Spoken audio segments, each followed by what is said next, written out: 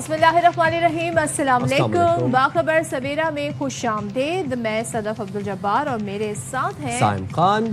آج کا دن بڑا امپورٹنٹ دن ہے۔ آج 5 اگست ہے اور آج کا دن ہم کشمیریوں سے اظہار یکجہتی کے طور پر مناتے ہیں، بیکاز لائن آف کنٹرول کے دونوں اطراف آج کشمیری، دنیا بھر میں مقیم کشمیری آج یوم استحصال کشمیر منا رہے ہیں۔ آج ہی کا دن تھا 2019 کی۔ اگر ہم بات کریں تو کشمیریوں کو ان کے حقوق سے محروم کر دیا گیا، اور ظاہر ہے اسی دن کی مناسبت سے آج ہم دیکھیں گے کہ کس طریقے سے ظاہر ہے پھر اس حوالے سے سیمینارز بھی منعقد ہوں گے، احتجاجی مظاہرے بھی کیے جائیں گے، اور بھارت کی جو ہٹ دھرمی ہے اس کے خلاف یہ تمام تر اقدامات کیے جائیں گے۔ اچھا جی، بھارت نے مقبوضہ کشمیر کی خصوصی حیثیت کو ختم کرتے ہوئے نہ صرف آئین کو پامال کیا بلکہ سلامتی کونسل کی بھی کئی قراردادوں کو نظر انداز کیا، اور 5 اگست 2019 کو نریندر مودی کی حکومت نے آرٹیکل 317(35)(a) کو منسوخ کر دیا، یعنی کہ ایک خصوصی حیثیت جو تھی کشمیر کی اسے ختم کر دیا۔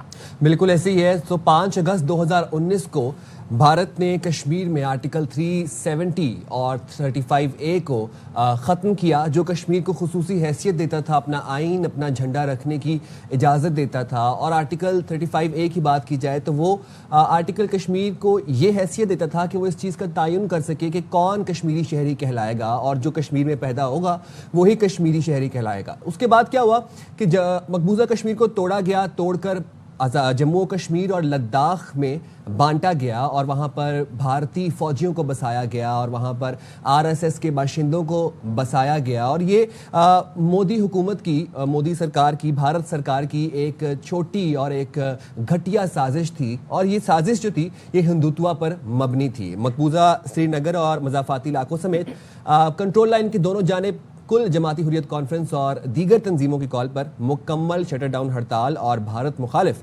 اجتماعات ہوں گے، اور بھارت نے مقبوضہ کشمیر کی خصوصی حیثیت کو ختم کرتے ہوئے نہ صرف آئین کو پامال کیا، جیسے صدف نے بتایا کہ سلامتی کونسل اور UN کی قراردادوں کی بھی خلاف ورزی کی۔ بڑی انٹرسٹنگ بات یہ ہے کہ ظاہر ہے جو مخصوص حیثیت کو ختم کرنے کے بعد، یعنی 370(a) اور آرٹیکل 35(a) کو ختم کرنے کے بعد اب جو سیٹلرز ہیں انہیں لا کر آباد کیا جا رہا ہے، یعنی کہ جو وہاں کے غیر مقامی لوگ ہیں ان کو زبردستی لا کر کشمیر میں پراپرٹی خریدنے کی انہیں اجازت ہے، وہاں پر انہیں رہنے کی اجازت ہے، انہیں تمام تر سٹیزن رائٹس بھی دے دیے گئے ہیں، جو کہ ظاہر ہے وہاں پر رہنے والے لوکلز جو کہ ان کا رائٹ بنتا ہے اس کے خلاف جاتے ہیں۔ پچھلے دنوں ہم دیکھ رہے تھے جب لوک سبھا میں باقاعدہ طور پر ڈیبیٹ ہو رہی تھی پاکستان انڈیا کی جنگ کے دوران جو صورتحال رہی اور پہلگام کا بھی ذکر آیا، تو یہ سوال اٹھایا گیا کہ آپ نے تو یہ خصوصی حیثیت ختم کر دی تھی کشمیر کی، اس کے بعد آپ نے کہا تھا کہ اب یہاں پر امن و سلامتی ہوگی، لیکن پھر پہلگام کا واقعہ کیسے ہو گیا؟ تو یہ بہت سارے سوالات ہیں جو کشمیر سے جڑے ہوئے ہیں۔ بڑے بڑے دعوے کیے تھے مودی سرکار نے،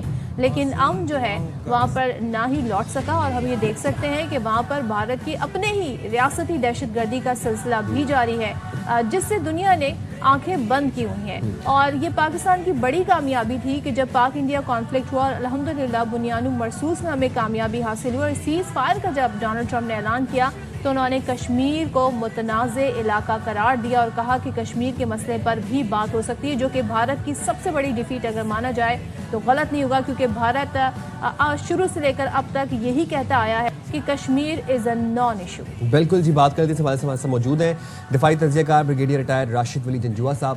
بہت شکریہ راشد صاحب، آپ نے باخبر سویرا کے لیے وقت نکالا۔ آج ہم یوم استحصال کشمیر منا رہے ہیں، جس طریقے سے کشمیریوں کی حق خود ارادیت کو پامال کیا گیا، آئین کی خلاف ورزی کی گئی، آرٹیکل 370 اور 35(a) کو ختم کیا گیا۔ ہم دیکھ رہے ہیں کہ آج پوری دنیا میں جہاں جہاں کشمیری مقیم ہیں، کشمیریوں کے حق میں آواز اٹھانے والے مقیم ہیں، آج یوم استحصال کشمیر منا رہے ہیں۔ اس حوالے سے آپ کیا کہیں گے؟ جی دیکھیے، کشمیر کا یوم استحصال جو آج منایا جا رہا ہے، یہ اس انڈیکیٹ کرتا ہے کہ بھارت نے اپنا جو شروع سے ہی ان کا پلان تھا کہ سوشولوجیکل، پولیٹیکل اور ڈیموگرافیکل، یعنی کہ آبادی کا تناسب تبدیل کریں گے، سیاسی چینجز کریں گے، اور انہوں نے پریزیڈینشل آرڈر کے ذریعے یہ 2019 میں کیا۔ اور یہ آپ دیکھیں کہ شروع سے UN کی جو ریزولوشن 3947 تھی اس نے پلابیسائٹ کا کہا، اور اس کے بعد جو UN ریزولوشن 96 تھی اس نے کلیئرلی کہا کہ ڈی ملیٹرائزیشن کا ایک پلان بنائیں اور پلابیسائٹ کرائیں۔ تو ہر کمٹمنٹ سے وہ پیچھے ہٹے ہیں، اور جس کشمیری لیڈر شیخ عبداللہ کو انہوں نے اس کے لیے تیار کیا تھا اور اس کو سیٹسفائی کرنے کے لیے آرٹیکل 370 ڈالا تھا، لمیٹڈ آٹونومی، اس سے بھی انہوں نے انحراف کیا اور 1955 میں اس کو پابند سلاسل کر دیا، وہ قید میں چلے گئے۔ پھر 1965 میں انہوں نے وہ پریٹینس بھی چھوڑ دیا، صدر ریاست، فلیگ، وہ سب ختم کر کے ایک گورنر اپوائنٹ کر دیا، چیف منسٹر کا نام دے دیا، اور اب تک تقریباً 268 لاز وہ بنا چکے ہیں یونین۔ اور آخر میں جو بی جے پی کا ایجنڈا تھا کہ اس کو ہم انٹیگرل حصہ بنائیں گے، جو کہ جو جموں اینڈ کشمیر کا جو مہاراجا تھا ہری سنگھ، اس نے جو انسٹرومنٹ آف ایکسیشن جس کو ہم چیلنج کرتے ہیں، اگر اس کو بھی مان لیا جائے تو اس کی بھی یہ کلیئر اس سے انحراف تھا۔ اور اس پریزیڈینشل آرڈر نے 2 یونین ٹیریٹریز میں کشمیر کو تقسیم کر دیا، اور فار دا فرسٹ ٹائم دنیا کی ہسٹری میں ریلیگیٹ کر دیا، تنزلی کر دی اس کو ایک اسٹیٹ کو یونین ٹیریٹری میں، اور وہاں تک وہ رکے نہیں۔ اس کے بعد اپنا اگلا ایجنڈا، وہ اب تک 3,50,000 آباد کار جو نان سبجیکٹ کشمیری ہیں اس کو لا کے بسا چکے ہیں۔ جموں میں 6 نئی انہوں نے کانسٹیچوئنسیز ایڈ کر لی ہیں، جبکہ کشمیر کو 1 دیا ہے۔ جموں کا آبادی میں تناسب جو پوری اسٹیٹ کا ہے وہ 44% ہے، مگر اس کو 6 سیٹیں دے دی ہیں، اور جو جموں اینڈ کشمیر ہے جو جہاں مسلم اکثریت ہے اس کو انہوں نے 1 سیٹ دی ہے۔ تو اس سے ان کا منشا یہ ہے کہ وہ ایک آبادی کا تناسب تبدیل کریں، سیاسی تناسب تبدیل کریں، اور اس میں بی جے پی میجورٹی گورنمنٹ لائیں۔ راشد صاحب، یہ جو آپ نے ذکر کیا کہ سیاسی تناسب جو ہے ظاہر ہے وہ اپنے ووٹرز کو یہاں پر بسانے کے لیے، اور پھر ظاہر ہے آبادی کا تناسب چینج کیا، کانسٹیٹیوئنسیز چینج کی، تو کیا یہ صرف مودی سرکار کا ہی ایجنڈا ہے یا آنے والی کسی بھی بھارتی حکومت کا ایجنڈا یہی ہوگا؟ کیونکہ جب ہم بات کرتے ہیں کہ بھارت تو بھائی وہاں پر جمہوریت ہے، جمہوریت میں تو اس طرح پریزیڈنشل آرڈر پہ اتنے بڑے فیصلے نہیں ہوتے ہیں، تو آپ کے خیال میں صرف یہ مودی کا ہی ایجنڈا ہے یا کوئی بھی حکومت آئے، کانگریس کی حکومت بھی آئے، ان کا بھی ایجنڈا یہی رہے گا؟ نہیں، میرا خیال ہے یہ بی جے پی کا اسپیسیفک ایجنڈا تھا، اور آپ دیکھیں اگر اس کی تاریخ پڑھیں تو شروع سے جس کو اس وقت جن سنگھ کہتے تھے، نہرو کے ان سے اختلافات تھے، نہرو ان کو کہتا تھا کہ آپ جن سنگھ جو تھا جو بعد میں آر ایس ایس بنا، وہ چاہتے تھے کہ جموں ایک علیحدہ اسٹیٹ اور ٹرائیفرکیشن آف اسٹیٹ ہو، تو نہرو نے شروع میں مخالفت کی، مگر بعد میں نہرو ڈسپائٹ اس چیز کے کہ اس نے اپنی کتابوں میں بھی لکھا ہے کہ ہمیں کشمیریوں کا حق خدا ارادیت کا اس کی رسپیکٹ کرنی چاہیے، مگر اس کا کوئی ارادہ نہیں تھا کہ کشمیر کو آزادی دی جائے۔ اور اگر وہ کانگریس بھی آ جاتی ہے تو میرا خیال ہے کہ یہ اس طریقے سے انڈو نہیں کریں گے، مگر یہ جو ایک نیم خود مختاری تھی آرٹیکل 370 کے ذریعے اور آرٹیکل 35A جس کے ذریعے آپ کوئی پراپرٹی نان سبجیکٹ کشمیری نہیں لے سکتا تھا اور ان کے حقوق محفوظ تھے، کیونکہ یہ آرٹیکل 370 یاد رہے کہ یہ ایک ٹیمپریری پروویژن تھی کانسٹیٹیوشن میں، کیونکہ الٹیمیٹلی تو پلیبیسائٹ کے ذریعے ان کا حق خود ارادیت انہوں نے ایکسرسائز کرنا تھا۔ مگر جو سپریم کورٹ ہے بھارت کا بدقسمتی سے، وہ چونکہ مودی حکومت کا کاسا لیس ہے، تو اس نے بھی اس کو ویلیڈیٹ کیا ہے کہ یہ ٹیمپریری نہیں ہے، یہ پرماننٹ پروویژن ہے، ویئر ایز یہ آرٹیکل 370 پرماننٹ پروویژن بن ہی نہیں سکتا، کیونکہ یہ کانسٹیچوئنٹ اسمبلی سے ویلیڈیٹ ہونا تھا، اور کانسٹیچوئنٹ اسمبلی 1957 میں کشمیر میں انہوں نے اس کو ابالش کر دیا، جب جموں اینڈ کشمیر اسٹیٹ کا انہوں نے Indian held Jammu and Kashmir کا انہوں نے کانسٹیٹیوشن بنایا۔ اب وہ کانسٹیٹیوشن اس کو بھی ایبریگیٹ کر دیا گیا ہے، اور 2 لاز ایسے ہیں، Jammu and Kashmir development act 2020، Jammu and Kashmir land rules act 2022، جس کے ذریعے ان کی جو پراپرٹی ہتھیائی جا سکتی ہے، لیز کینسل کی جا سکتی ہے، اور کوئی بھی جو علاقہ ہے اس کو سیکیورٹی فورسز کے لیے بٹ راشد صاحب، استعمال میں لائے جا سکتے۔ آفٹر بنیاد مرصوص ہم نے دیکھا کہ ڈونلڈ ٹرمپ نے اس بات پر زور دیا کہ مسئلہ کشمیر حل طلب ہے۔ اس کے بعد جب بلاول بھٹو کی سربراہی میں سفارتی وفد گیا اور عالمی رہنماؤں سے بات چیت ہوئی، بیانیے میں ڈوزیر میں مسئلہ کشمیر بھی ڈسکس کیا گیا۔ اس وقت بھی لاکھوں کشمیری ہیں جو بھارتی جیلوں میں امپریزنڈ ہیں، ماورائے عدالت قتل ہو رہا ہے کشمیریوں کا۔ کتنا ارجنٹ ہے کہ بھارت ٹیبل پر آئے، پاکستان کے ساتھ ڈائیلاگ کرے اور مسئلہ کشمیر سالو کیا جائے؟ دیکھیے بھارت کا تو ہمارا بڑا کنسسٹنٹ سٹانس ہے کہ U N security council resolutions 3947 جو بائنڈنگ ہیں ان کے مطابق حق خود ارادیت ان کو دیا جائے، اور 370 تو یہ ایک نیم خود مختاری کا ایک وہ ارینجمنٹ تھی، اور ابھی جو تنزلی کی ہے اس کو یونین ٹیریٹری بنایا، اس کو فل فور ختم کر کے اسٹیٹس کا دوبارہ وہ اس کو ریسٹور کیا جائے تاکہ ان کے جو رائٹس ہیں ان کی پراپرٹی تو بچ سکے نا. آپ دیکھیے ان کی زمین ہتھیا لی گئی ہے، 3,50,000 سے زیادہ آبادکار اس کے آ چکے ہیں، 83,000 تو ڈیکن ہیرلڈ کی خبر ہے کہ پچھلے 2 سال میں انہوں نے آباد کیے ہیں. 96,000 لوگ وہ 2019 کے بعد قتل کر چکے ہیں، 20,000 کے لگ بھگ اس وقت ان کی جیلوں میں ہیں، 11,000 سے زیادہ خواتین کی عصمت دری کی جا چکی ہے، اور 2,000 سے زیادہ بچے بشمول اس کو پیلٹ گن سے انہوں نے نقصان پہنچایا، انجری کی ہے، جو کہ اس کو irreversible لاس ہے. تو اتنی ہیومن رائٹس کی جو وائلیشنز ہو رہی ہیں. اس کے بعد یہ جو الیکشن کرایا انہوں نے، دیکھیے 83 سے 90 انہوں نے کر دی کانسٹیچوئنسیز، اس میں جموں کا تناسب بڑھا دیا، اور اس کے اندر بھی بہت سے انہوں نے ایسے ہتھ کنڈے استعمال کیے کہ ان کی ایک جو نیشنل کانفرنس ہے اس کو ملا ہے اس وقت اقتدار، جو کہ ایک قسم کا ان کے بالکل پلائنٹ قسم کے کاسا لیس ہیں. اور جو لوگ ہیں، جو جینون لیڈرشپ ہے، اے پی ایچ سی ہے، باقی دیگر پارٹیز ہیں، تو وہ اس وقت سراپا احتجاج ہیں.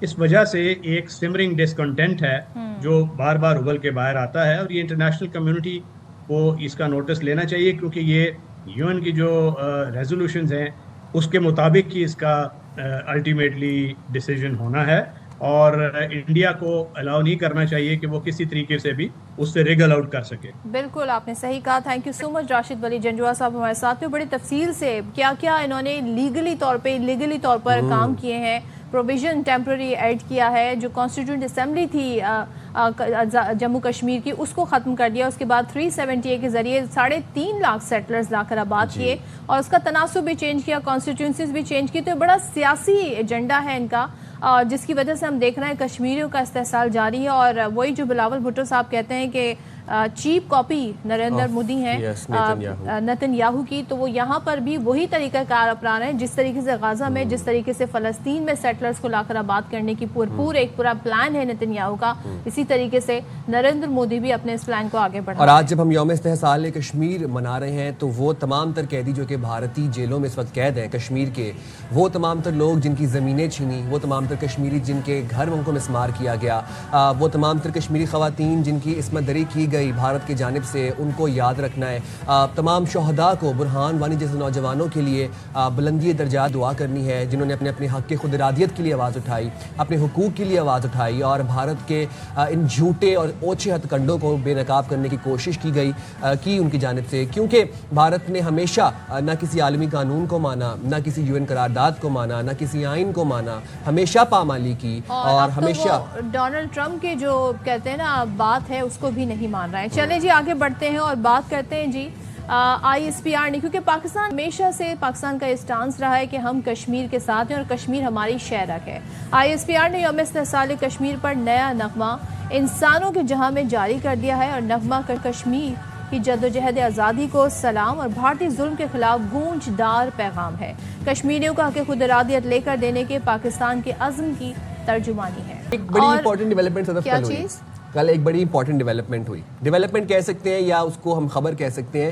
بھارت جو تمام تر سپر پاورز کا پیٹ بیبی بننے کی کوشش کر رہا تھا، وہ چاہ رہا تھا کہ امریکہ کو خوش کرتے ہوئے، امریکہ کی گڈ بکس میں رہتے ہوئے روس کے ساتھ بھی تعلقات برقرار رکھے جائیں، اور پھر امریکہ کو خوش کرتے ہوئے چین کے ساتھ بھی تعلقات برقرار کیے جائیں. چین کے ساتھ تو خیر ان کے معاملات، لیکن ان کی ٹریڈ جو ہے وہ کافی اچھی ہے. ڈونلڈ ٹرمپ کو اس بات کا اندازہ ہو گیا ہے. ڈونلڈ ٹرمپ جو ہے وہ اب آہستہ آہستہ جو ہے ان کو یہ احساس ہوتا جا رہا ہے کہ بھارت جو ہے گیم کیا کھیل رہا ہے. سو امریکی صدر ڈونلڈ ٹرمپ نے بھارت پر مزید، آپ سوچیں اس سے پہلے 25% ٹیرف لگایا تھا، اور اس بات کو زیادہ ٹائم نہیں گزرا، بھارت کی طرف سے کوئی ایسا آفیشیل ریئیکشن بھی نہیں آیا، لیکن ڈونلڈ ٹرمپ نے مزید ٹیرف لگانے کا پھر سے اعلان کر دیا، اور جو اپنا سوشل ٹروتھ ہے اس پر انہوں نے پوسٹ بھی کر دیا. کہا کہ بھارت روس سے تیل خرید کر بھاری منافع پر فروخت کر رہا ہے، اور بھارت کو یوکرین میں جاری جنگ میں ہلاکتوں کی کوئی پرواہ نہیں.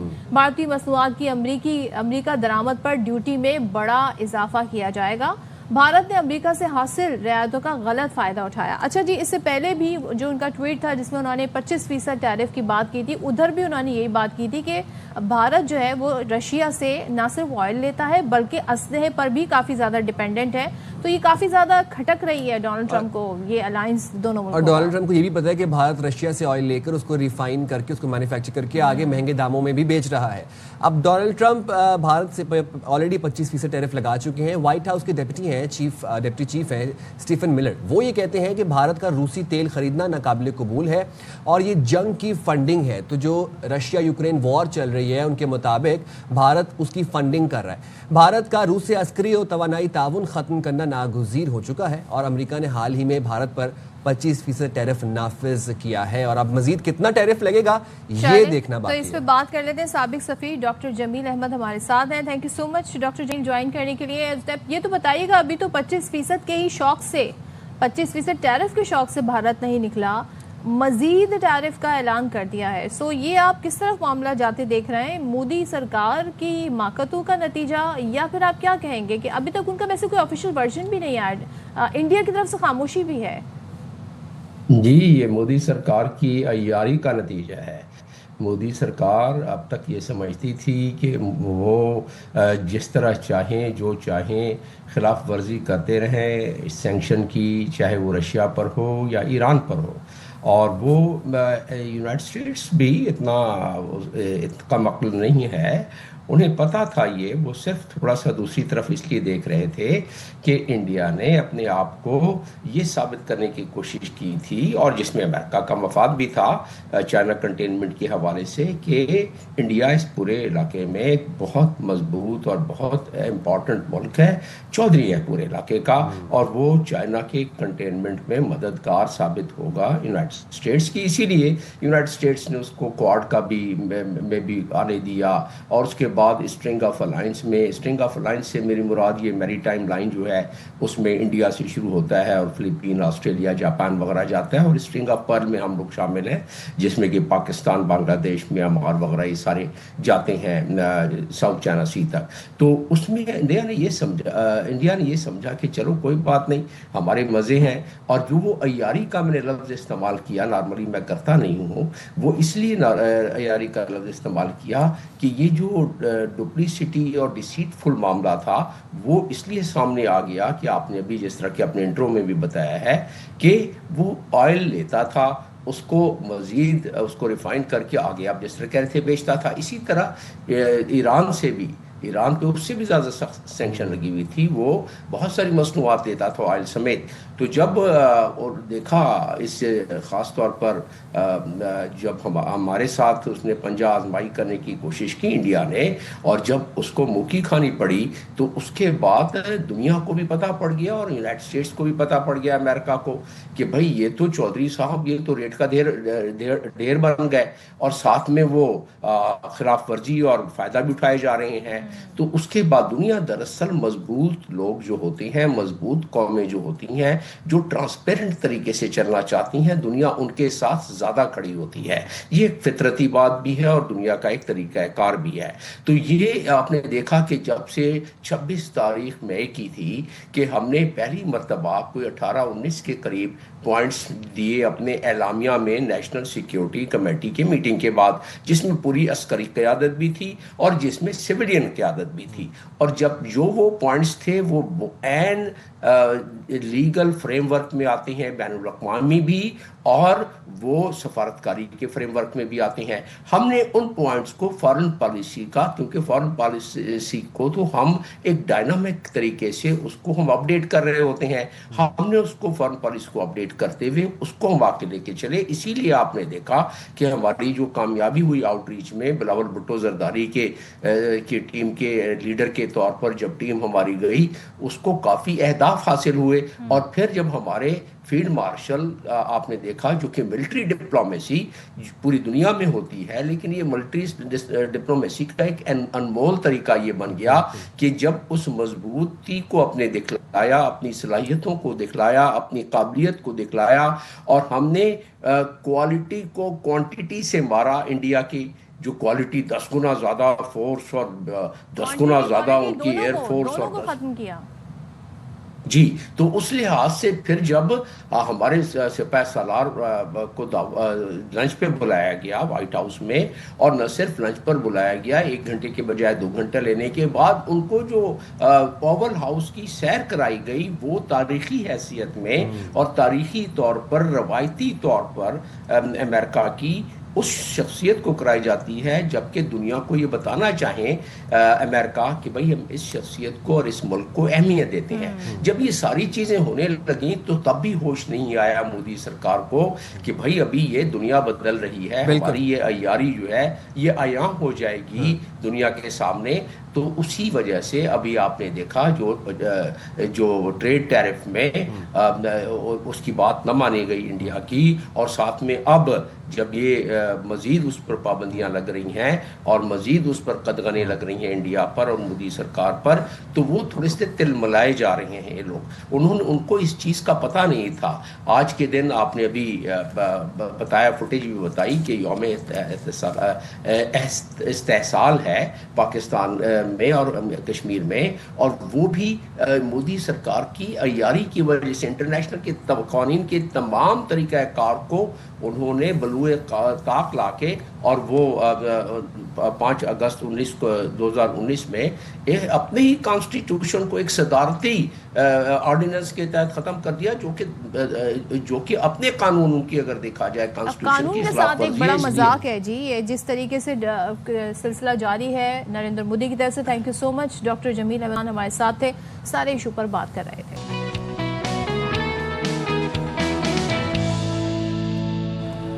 Welcome back. اور جناب اب ہم آپ کو ملواتے ہیں کوئٹہ سے تعلق رکھنے والے ایک ایسی شخصیت سے جن کا نام ہے ڈاکٹر محمد صادق کاکڑ. اور یہ نہ اسکول گئے نہ ہی کالج گئے، لیکن انہوں نے بیلجیم کی یونیورسٹی سے قانون میں PhD کیا. کیا بات ہے. تو یہ سب کیسے ہوا ہم تو آپ کو بتائیں گے، لیکن انہوں نے جامعہ بنوریا سے درس نظامی مکمل کیا اور فارغ التحصیل عالم بھی بنے. تو وہ عالم بھی ہیں، ڈاکٹر بھی ہیں، اور قانون پڑھنے یونیورسٹی گئے تو FA نہ ہونے پر داخلہ نہ مل سکا. پرائیویٹ FA کیا، انٹرنیشنل اسلامک یونیورسٹی کے شعبہ قانون میں داخلہ لیا. اب میں اگر خود سب بتا دوں گی تو ہم ان کی زبانی پہ کیا سنیں گے، لیکن آج ہمارے ساتھ وہ اسٹوڈیوز میں موجود ہیں، عالم بھی ہیں، ڈاکٹر بھی ہیں. عالم ڈاکٹر محمد صادق کاکڑ صاحب نے ہمیں جوائن کیا. Thank you so much doctor Sadiq ہمیں جوائن کرنے کے لیے. سب سے پہلے تو بتائیے گا اس کامیابی پہ مبارکباد، لیکن یہ کیسے پاسبل ہوا؟ بالکل ہم بیسک سے شروع کرتے ہیں. یہ ایڈمیشن کیسے پاسبل ہوا آپ کا، جب آپ نہ کالج گئے جب آپ یونیورسٹی گئے؟ نہیں، ابتدا تو یہی کراچی سے ہوئی، جامعہ بنوریا سے. جامعہ بنوریا میں یا جو مدارس کا جو نصاب ہوتا ہے 10 سالہ درس نظامی اسے کہتے ہیں. 2008 میں میری وہاں سے فراغت ہوئی. اس کے بعد میں نے کچھ مزید پڑھنا چاہا، کچھ عصری علوم کی طرف جانا چاہا، تو میں انٹرنیشنل اسلامک یونیورسٹی اسلام آباد چلا گیا. وہاں پہنچ کے مجھے پتہ چلا کہ مجھے تو لاء میں داخلہ نہیں مل سکتا جو میں کرنا چاہ رہا ہوں اصل میں، کیونکہ لاء کے لیے انہوں نے FA ریکوائرمنٹ رکھی تھی اور میرے پاس MA موجود تھا. تو پھر میں نے 2 سال اصول الدین میں داخلہ لیا، MA اصول الدین کے کورسز پڑھتا رہا. اسی دوران میں نے پھر کراچی سے پرائیویٹ FA بھی کیا، اور پھر 2010 میں نے دوبارہ ایڈمیشن ٹیسٹ وغیرہ دے کے لاء میں ایڈمیشن لیا، اور 10 سے 14 تک پھر میں نے وہاں سے لاء کی ڈگری لی. تو آپ نے دینی اور دنیاوی تعلیم دونوں حاصل کی. یہ جو جستجو تھی پڑھنے لکھنے کی، یہ بچپن سے تھی؟ جی، یہ بچپن سے اس حوالے سے تھی کہ مدرسے کے اندر کچھ اساتذہ تھے جو مطالعے وغیرہ کے اوپر بہت زور دیتے تھے کہ آپ جو آپ کی درسی کتب ہیں ان کو چھوڑ کے کچھ پڑھا کریں، کچھ ایکسٹرا کتابیں پڑھا کریں. تو وہیں سے پھر یہ شوق ہوا، اور پھر اس کے بعد لاء کے لیے اسپیشلی پھر میں نے ایک عالم وکیل دیکھا، کوئٹہ سے ان کا تعلق ہے، تو علاؤالدین سعید نام ہے. جب میں نے دیکھا میں نے کہا میں بھی وکیل بن سکتا ہوں اگر یہ بن گئے ہیں. تو پھر میں نے لاء کی طرف رجحان میرا ہوا، اور میں نے کوششیں شروع کی کہ لاء میں ایڈمیشن کیسے لیا جائے. سر ہم آ جاتے ہیں جو بیلجیم کی یونیورسٹی ہے وہاں پہ قانون خود جو ہے نا بڑا چیلنجنگ، بڑا پیچیدہ موضوع ہے، سبجیکٹ ہے. تو اس میں تحقیق کرنا چیلنجنگ تھا؟ جی، بہت زیادہ چیلنجنگ تھا. کیونکہ ان کا لیول بہت ہائی ہے، لیکن مدرسے میں جو میں نے تعلیم حاصل کی پھر ایک فیز سے میں گزر چکا تھا اسلامک یونیورسٹی میں، خود کو اس لیول پہ کمپیٹ کرنے کے لیے میں نے کافی محنت کی تھی.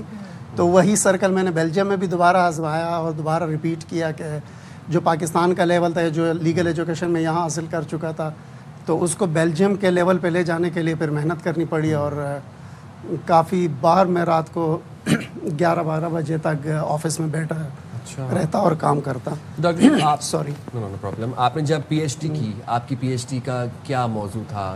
کس سبجیکٹ میں آپ نے اس کو تھیسس وغیرہ کیا اور سینوپسس جو ہوتا ہے، اور اس موضوع کا انتخاب کیسے کیا آپ نے؟ میرا جو موضوع تھا وہ میں نے سزائے موت کے اوپر اپنا تھیسس لکھا پی ایچ ڈی کا. اور اس کے انتخاب کی مین وجہ یہ تھی کہ جو ہمارا لیگل سسٹم ہے وہ اسلامک لاء کے اوپر بھی بیسڈ ہے، اور پھر انٹرنیشنل لاء اور ہیومن رائٹس کی باتیں بھی آ جاتی ہیں، کامن لاء بھی آ جاتا ہے. تو میرے پاس چونکہ نالج ہر چیز کی تھی، میں خود کو اس قابل سمجھتا تھا کہ میں اس مشکل فیلڈ میں اگر میں تھیسس لکھوں گا تو میں کسی نہ کسی حد تک کامیاب ہو سکتا ہوں. تو سزائے موت کو پھر میں نے چنا اپنے تھیسس کے لیے. اس میں پھر میں نے شریعت کو بھی دیکھا، اس کو ڈیپلی انالائز کیا، اور دوسری طرف میں نے انٹرنیشنل لاء اور ہیومن رائٹس کی جو ٹریٹیز ہیں اور ان کے جو اصول ہیں لاء کے، ان سب کو پڑھنے اور انالائز کرنے کے بعد پھر میں نے تھیسس بھی لکھا اور اس کو ڈیفینڈ بھی کیا. یعنی کہ جو آپ کا کانٹینٹ انالیسس تھا اس میں آپ نے صرف پاکستان نہیں بلکہ آپ نے پورا اس خطے کی اور ویسٹ کی بھی جو لاء ہے اس حوالے سے اس کو بھی دیکھا. جی بالکل، کیونکہ جو سزائے موت کا ٹاپک ہے وہ ویسٹ تو اس کے اگینسٹ ہے ٹوٹلی، اور دوسری side what is your conclusion basically? میری کنکلوژن جو میرا تھیسس کی ہے وہ یہ ہے کہ سزائے موت کو ہمیں اتنا بھی استعمال نہیں کرنا چاہیے جتنا ہم پاکستان میں کرتے ہیں. اس کی لمیٹیشنز ہونی چاہیے. جہاں تک شریعت کی بات آتی ہے تو ہمارا آئین یہ کہتا ہے کہ ہمیں شریعت کو فوکس کرنا چاہیے، شریعت کو اپلائی کرنا چاہیے. لیکن جہاں پہ شریعت نے پرسکرائب نہیں کی ہے کسی کرائم کے لیے کوئی ڈیتھ پینالٹی، تو پھر ہمیں بھی نہیں دینی چاہیے. تو آپ کے تھیسس کے نتائج کیا آئے اور سفارشات کیا تھیں؟ نتائج تو یہی آئے کہ پاکستان میں بہت زیادہ ہم سزائے موت استعمال کرتے ہیں، اور ہمارے موجودہ جو عدالتی سسٹم ہے اس پہ ہم اتنا ٹرسٹ نہیں کرنا چاہیے کہ آپ اتنے بڑے پیمانے پہ جو ہے سزائے موت دیتے رہیں اور اتنے زیادہ جرائم میں دیتے رہیں. تو سفارشات پھر میں نے یہی کی تھی کہ جہاں تک شریعت کی لمٹ ہے وہ خود کو وہی تک محدود رکھیں. لیکن سزا کا مقصد جو ہے وہ ڈیٹرنس قائم کرنا ہوتا ہے، اصلاح قائم کرنا ہوتا ہے. اور ہمارے یہاں تو ایک بڑا مسئلہ یہ رہا ہے کہ ہمارے یہاں اکثر و بیشتر جو کرائم ہوتا ہے اور کرمنل وہ آف ریپیٹڈ جو کرائم ہوتا ہے وہ اس لیے ہوتا ہے کہ پروسیکیوشن کمزور ہوتی ہے، آپ اس کو ایویڈنس کے ساتھ پروو نہیں کر پاتے، اور جو لاء ہے، جو قانون بہت اچھا بنا ہوا ہے لیکن اس کی انفورسمنٹ نہیں ہو پاتی ہے. ایگزیکٹلی مائی پوائنٹ کہ ڈیٹرنس آپ نے بات کی، ایک بہت بڑی ڈیبیٹ ہے ڈیٹرنس کی، خاص کر سزائے موت کے چیپٹر میں. اس کی بیسک چیز آپ نے خود مینشن کی کہ سزا دینا یا سزا کے اوپر صرف سمپل ہمارا فوکس صرف سزا کے اوپر ہے.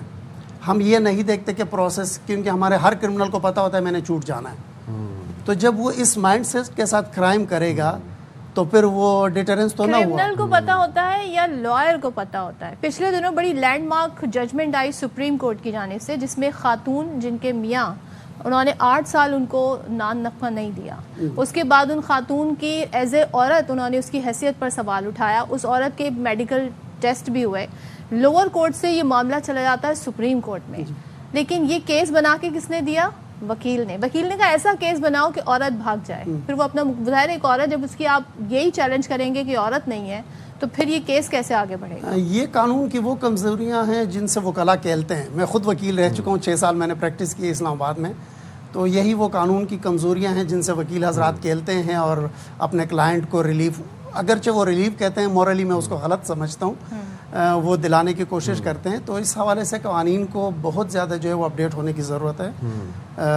اور جو خاص کر میرا ٹاپک تھا سزائے موت، تو قوانین کو اپڈیٹ کیے بغیر ہم صرف سزا پہ فوکس نہیں کر سکتے. اچھا ڈاکٹر صاحب، مدرسے میں پڑھنے سے ہم یہ سمجھتے ہیں کہ عام کانسیپٹ یہ ہوتا ہے کہ حافظ بنیں گے، عالم بنیں گے، دینی تعلیم کو ہم سپریڈ کریں گے یا استاد بن جائیں گے. لیکن پھر اس کے بعد آپ نے یہ کیسے سوچا کہ آپ، اور کب سوچا کہ آپ یہ دنیاوی تعلیم، عصری تعلیم بھی حاصل کریں گے؟ اور یہ جو دینی اور عصری تعلیم کا امتزاج ہے، اس کو کیسے دیکھتے ہیں آپ نوجوانوں کے لیے؟ میں یہ سمجھتا ہوں کہ ہم نے یہ تفریق کر کے بہت بڑا نقصان اٹھایا ہے. خاص کر معاشرے کے لیے اگر ایک بچہ مدرسے میں پڑھتا ہے تو ایک الگ مائنڈ سیٹ کے ساتھ ہے, اور اگر ایک کسی اسکول میں پڑھتا ہے تو ایک الگ مائنڈ سیٹ کے ساتھ ہے, اور ایک پوائنٹ ایسا آتا ہے کہ دونوں کسی ایک چیز پہ متفق بھی نہیں ہو پاتے ہیں. تو مجھے خیال تو اس لیے ہے کہ ایک تو میں لکی تھا کہ میں بہت کم عمر میں مدرسے سے گریجویٹ ہوا, میرے پاس کافی ٹائم تھا کچھ مزید آگے کرنے کو, اور دوسری بات یہ ہے کہ والد صاحب کو اللہ جنت دے, انہوں نے مجھے کہا تھا کہ میں نے دین سکھا دیا, اب آپ کی مرضی ہے, کچھ کرنا چاہیں تو.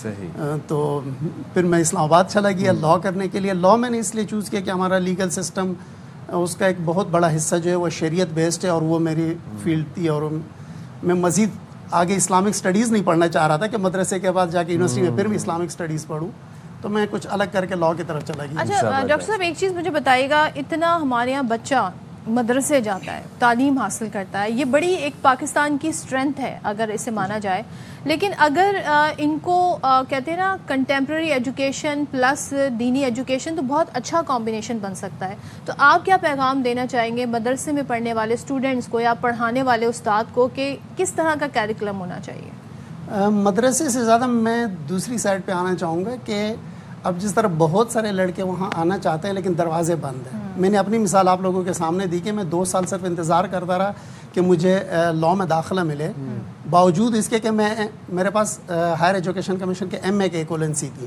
اور میں ایف اے کا ویٹ کر رہا تھا. تو یہ وہ ایشوز ہیں جن پہ کام کرنے کی ضرورت ہے کہ مدارس کے طلبہ کے جو سرٹیفکیشن ہیں, ان کے جو ریکگنیشن ہے سرٹیفکیٹس کی, ان کو وہ ریکگنیشن ملنی چاہیے, وہ ملنی چاہیے. اور اس کے بعد ظاہر سی بات ہے اگر جب ہم ریکگنیشن پہ بات کریں گے تو ان کے نصاب کے جو سلیبس ہے اس کے اوپر بھی تھوڑی سی بات ہوگی, اور اس سے بھی کچھ چیزیں مزید ڈالی جائیں گی, سوشل سائنسز کی کچھ نکالی جائیں گی. تو یہ ساری ایک مل جل کے کرنے والے کام ہیں. مدارس کے پاس ریسورسز اور ریکگنیشن وغیرہ تو ان کے اختیار میں ہے نہیں, تو میرے خیال میں قدم جو ہے وہ دونوں جانب سے اٹھنے چاہیے. زبردست, بہت شکریہ ڈاکٹر صادق, آپ نے ہمارے پروگرام کے لیے وقت نکالا, اور ان کا یہ کہنا تھا کہ دینی اور عصری تعلیم کا ایک ماڈل قائم کیا جائے اور دونوں تعلیمات کو ساتھ لے کر چلا جائے. جائیں چھوٹی سی بریک کے بعد واپس آتے ہیں, بریک کے بعد.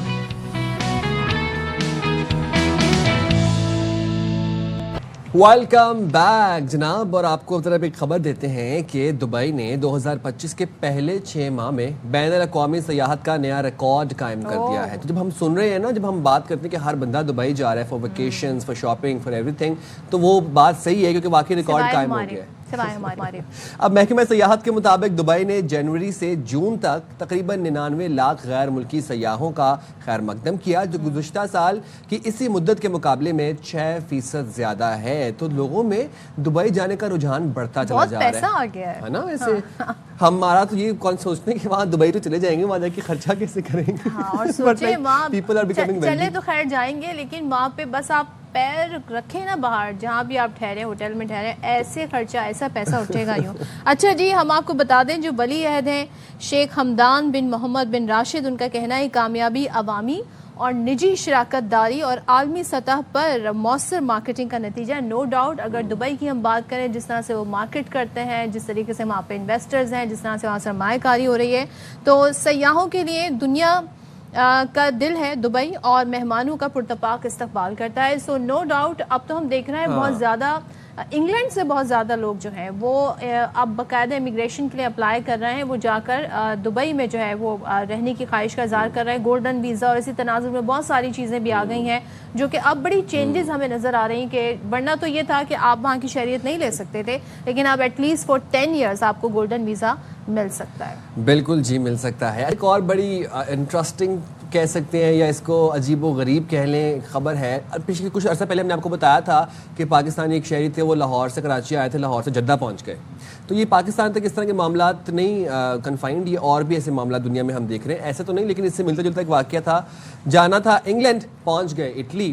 اب اسپین کے ایئرپورٹ پر والدین سے بچھڑ جانے والا 15 سال کا لڑکا برطانیہ جانے کی بجائے غلطی سے اٹلی کی پرواز میں سوار ہو کر ملان پہنچ گیا, وہ بھی بغیر ٹکٹ کے.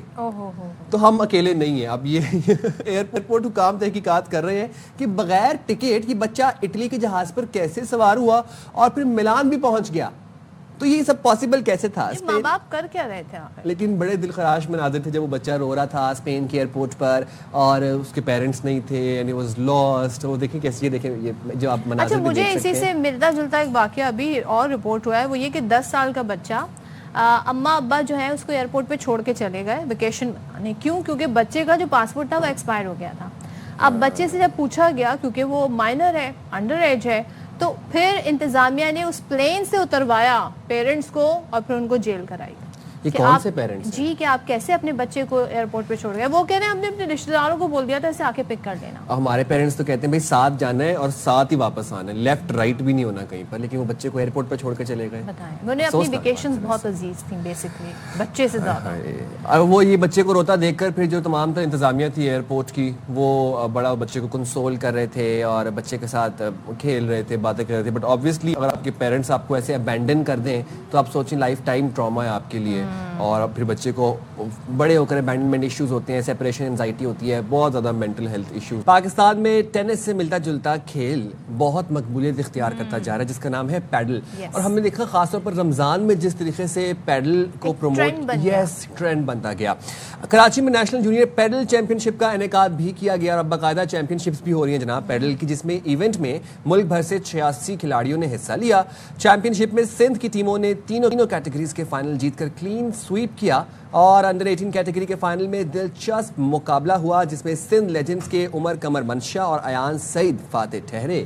اور ان کی جو جوڑی تھی اس نے سندھ ٹی ٹی ایف کی ٹیم کو شکست دی اور ابتدائی 2 سیٹ میں دونوں ٹیموں کا مقابلہ 1-1 سیٹ سے برابر رہا اور فیصلہ کن سیٹ میں سندھ لیجنڈز نے برتری حاصل کر کے چیمپئن ہونے کا اعزاز اپنے نام کیا. اور اس کامیابی پر عمر قمر منشا اور ایان سعید اسپین میں ہونے والا جو junior world cup padel tournament ہے اس میں پاکستان کی نمائندگی بھی کرنے جا رہے ہیں. سو میگا ایونٹ 29 ستمبر سے 4 اکتوبر تک کھیلا جائے گا.